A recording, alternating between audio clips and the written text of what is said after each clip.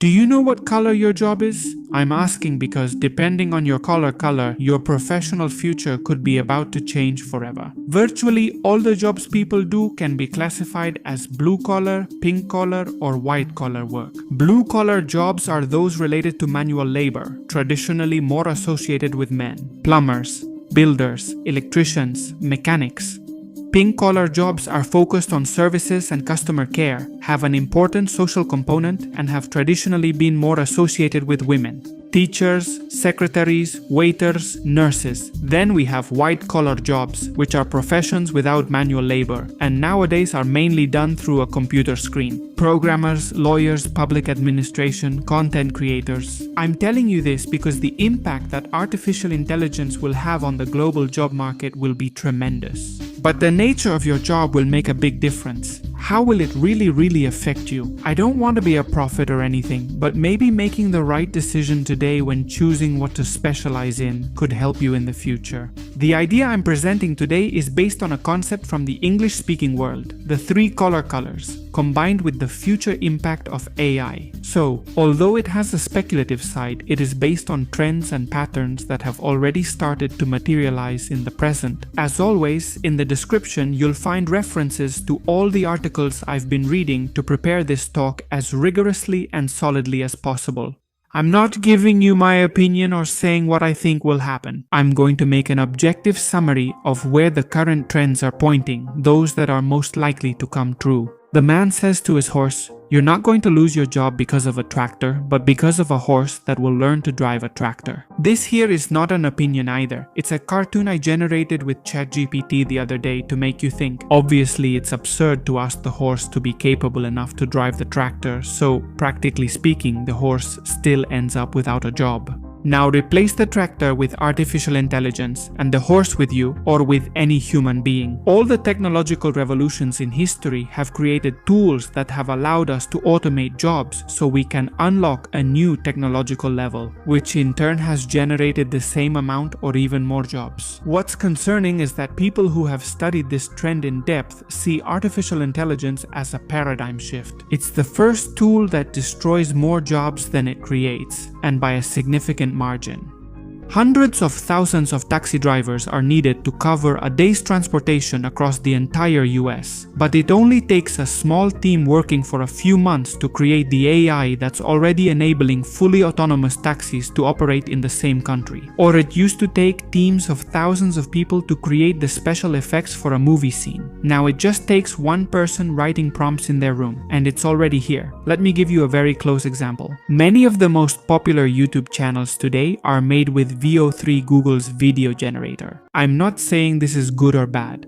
I'm just saying this is what's happening. I'm also not saying that the horse metaphor will end up happening in every case. Remember, we're talking about trends. And in fact, the trends in blue-collar jobs are the most promising. These jobs seem to be the ones that will best withstand the impact of AI. They require complex, versatile physical activities with a lot of improvisation and in some cases, very precise actions. And robots are still far from achieving this, because they may have the brain but without a capable body, you can't do anything. You've probably seen those amazing videos of robots from the company Boston Dynamics, capable of incredible physical feats. However, you should keep in mind that these videos have been recorded in controlled environments and carefully edited to make an impression. Not to take away any credit, because the progress in robotics in recent years has been tremendous. They are quite far from the progress being made in AI. There are 2 problems. The first one is the most obvious, and it's simply that the technology isn't there yet. These robots are far from being able to replace a plumber, for example, who is able to squeeze through the narrow spaces of a house, each one with different measurements. They can't drive screws precisely in tiny spaces while hammering, keeping in mind that each pipe is different so they don't break it and so on. The second problem is scalability. As I was saying, every house is different, just like every specialty, so you would have to create a lot of different robot models and software. And the cost of this is still very far from being more cost effective than hiring humans. this doesn't mean that some more repetitive blue-collar jobs, like welders or painters in factories, are immune. In fact, for years now, the trend in many factories has been to have more robots than people. You'd be surprised to know the percentage of work done by robots to build your car. Transportation is also being affected. The famous rise of self-driving taxis in California, which will surely expand worldwide in the coming years. Or freight carriers with self-driving trucks, like those from Kodiak, who are preparing for a large-scale launch in 2027. Construction, although it has seen the arrival of 3D printers, shouldn't be greatly affected for quite some time, since the quality and aesthetics achieved, even if we added artificial intelligence, leave much to be desired compared to human work. So, despite these exceptions, in general, blue-collar workers come out almost unscathed. It's the turn of the pink-collar workers. They're in the middle, affected but not too much. Robots are already capable of serving you a drink, carrying your suitcase to your room, ringing up your groceries, or even assisting in complex medical operations. The key here is that an essential part of these jobs is empathy, human contact, or at least it is for some people. The trends seem to indicate that there will be a hybrid. Some food establishments, for example, will stand out for being fully automated.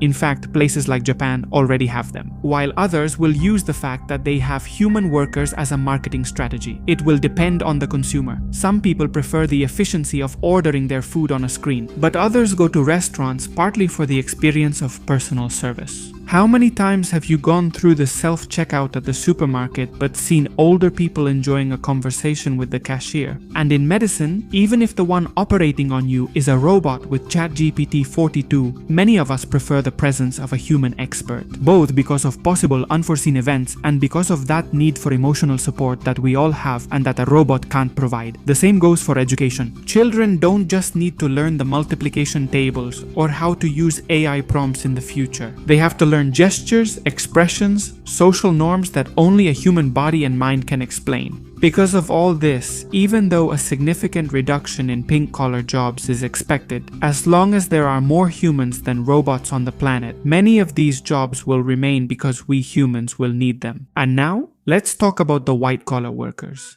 We're the ones who have it the hardest. Jobs that are done through a screen. This is unfair competition in the realm of artificial intelligence because everything that involves working with a computer can essentially be reduced to arranging ones and zeros. And AI is much better than us at that. It's orders of magnitude faster and more efficient than human fingers on a keyboard. This is where it's most like a horse trying to learn to drive a tractor. Duolingo, the famous language app. In April, it announced that it would start replacing everything it could with AI without hiring more humans. Shortly after, it introduced 148 new languages, all made with that AI. Obviously, there were massive protests all over the internet, but what was also massive were the revenue and the increase in total users that the company gained thanks to that boost in efficiency. A survey conducted in the United Kingdom found that commissions for local illustrators have decreased by 26% and for translators by 36%. That's almost half of the people no longer getting work. How many images have you seen on the street, on buses, and even in ads that were made by AI? Microsoft recently laid off 9,000 people suspiciously right after announcing massive investments in AI. Where will these people go? To Meta, for example? Not there either. They just announced, as I'm writing the script, that they also want to focus on automation with AI. On YouTube, my field, a large part of the channels that most people are watching right now are those that are automated. With artificial intelligence agents like N8N that combine several AIs for text, image, video, and SEO to automatically generate and upload thousands of videos every hour, hooking hundreds of millions of people. The users connected each day, the total views generated each day on the platform, are the same. But now, a traditional YouTuber like me, with just one channel, is competing with a person who has 500 automated channels. Yes, a minority prefers more curated and more human content, but that's not the trend for the vast majority.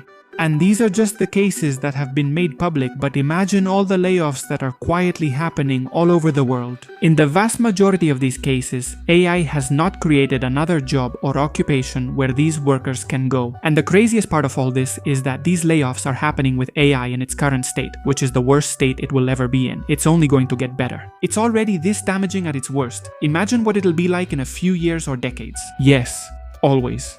or at least for a long time, a human specialist will be required to supervise this technology. But until recently, it was a human supervising thousands of other humans. Now it'll be a human supervising thousands of artificial intelligence agents, GPUs. In an ideal world, to avoid massive poverty and unemployment, and as a consequence, a collapse of the economic system, wars, and possibilities. End of current society, this transition would be managed through a universal basic income system for those people who lost their jobs due to the impact of AI, until all jobs would be automated, generating enormous wealth that would go to everyone, allowing us to live in a utopian society where all our needs would be covered and we could enjoy eternal paid vacations. But humans are not known for being good at foreseeing things. In fact, we usually react a little too late. The way COVID was managed worldwide is a good example. I trust that in this case we don't react so late. Thank you very much for watching the video, and goodbye.